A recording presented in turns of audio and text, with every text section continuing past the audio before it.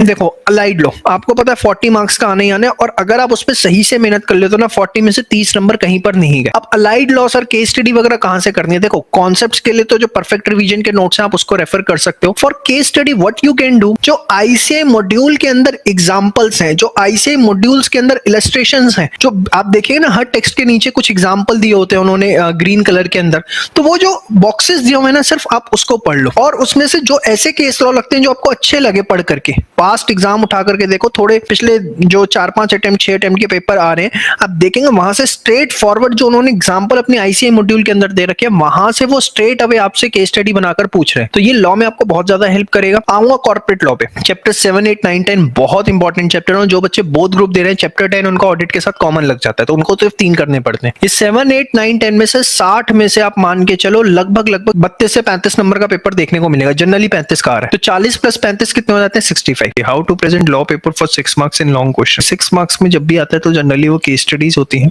तो first paragraph आपका provisions होना चाहिए कि जो भी उसके एक्ट के रेलिवेंट प्रोविजंस वहां लगते हैं वो आप लिखें।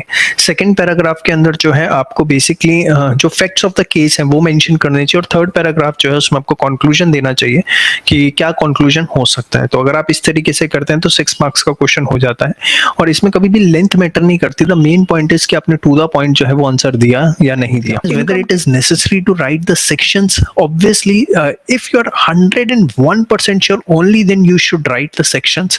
Otherwise the writing section is not mandatory. Just mention the name of the act, that as per the provisions of Income Tax Act 1961, yeah, as per the provisions of CGST Act, so whatever, just write the name of the act instead of section if you are not comfortable with the section, because you for writing the sections you will not get some add-on advantage. But yes, if you will write the wrong section, definitely up to 50 to 60% marks may be deducted in your exam. So please be careful while writing the sections.